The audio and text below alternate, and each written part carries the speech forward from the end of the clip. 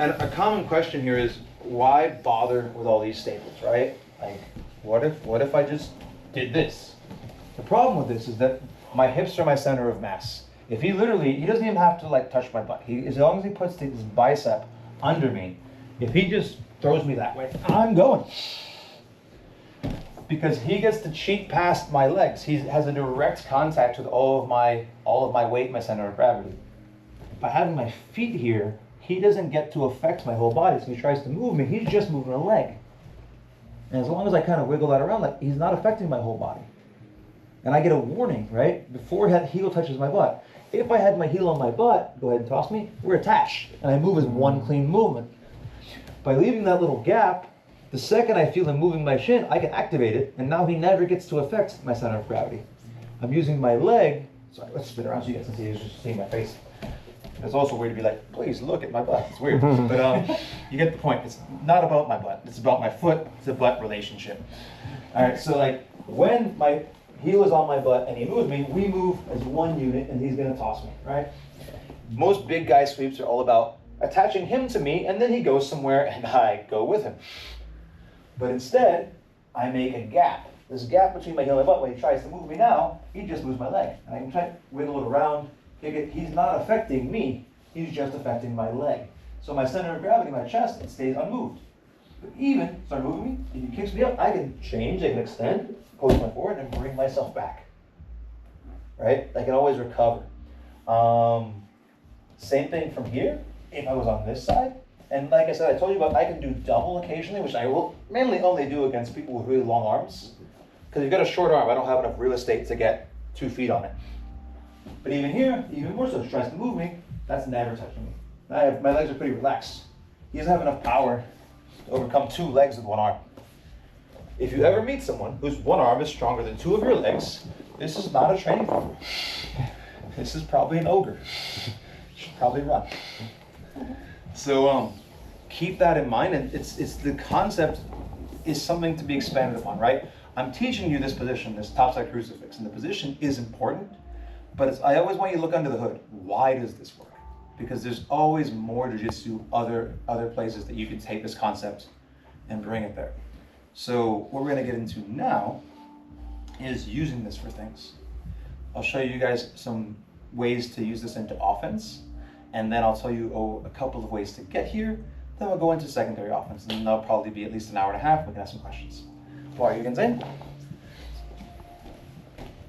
So remember this idea of opposites, being tense and being relaxed, because in that situation, if you looked at me, my whole body wasn't relaxed. My legs were kind of tense to keep my heel from my butt, but my chest was kind of relaxed laying on him.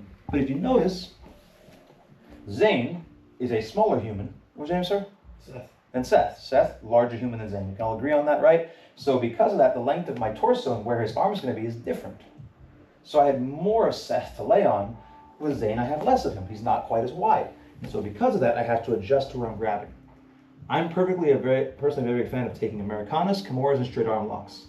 Surprisingly, Kimura is probably the most popular of those 3 submissions.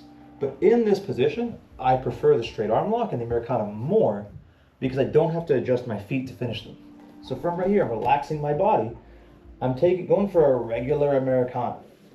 But instead of doing it in the classic way of grabbing his hands and doing kind of the paint the floor approach, I realize, especially with Zane, even though he's, I think, slightly smaller than me in weight, he's a strong guy. He's probably stronger than me. And so if I fight him with my wrists, I'm going to be fatigued. Even if I win, I'm tired afterwards.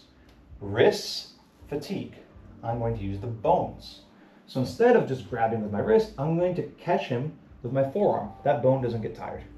And then when I weave, I put the same thing in here. So it's bones and bones. And so this is something I learned when I was like a blue belt from like a Roy Dean YouTube video. And he called it the pressure Americana. He presses past the grips and flips his hands over. So suddenly, even if Zane pushes, there's no part of me to get tired. Whereas if I had grips, Zane can push and my wrist bends and I'm not going to hurt him.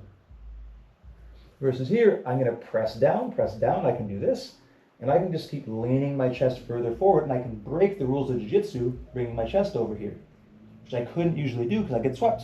But he can't sweep me because my legs are defending me. Then I start turning my head, and I have your shoulder okay, bud? Yeah, it's Okay, okay. cool. I just protect it. Yeah, so I'm gonna press forward. I can either keep them backwards, or I can flex my wrist over like I'm snaking, and then slowly start turning. I'm gonna get a tap. And so all I want you to do, that you can hunt that pressure Americana. If you're like, I like my Americana, do your Americana, however you like it. Secondary thing, this is from my buddy Paul. He's one of the Charles instructors as well. And what he does is, if Zane smartly straightens his arm, instead of doing what we all were taught, which is just do Americana on a straight arm and call it a straight arm lock, I don't have enough range, like path of travel to finish Zane here. So I can push him down, and I can't really break it. And oftentimes turn towards your arm that I'm attacking Zane. That arm can get to the floor, and he's not tapping. He'll fight this to the death. Instead of doing that and keeping my arm flat, I make a little valley. When I make this little valley, look how much higher Zane's arm is. I have that whole path to break. And so suddenly, I just hug this thing, and I can even get to the end of the level, even like with a couple of fingers, I'm gonna get a tap. Compared to being here and being in a, and I fail, because I've made this little valley. I drop his elbow in this valley, I've increased the height, way more power on my straight arm lock. Play those two as a dilemma. You chase the Americana, if they're straight arm lock, but I want you to feel the difference also between flat arm and valley. So now we're attaching some offense to this position that we were pinning in earlier. After this, we'll take a break, get some water, and then you guys will play semi-live to see if I'm full of it, and then we'll come back to some more. Have fun. 1, 2.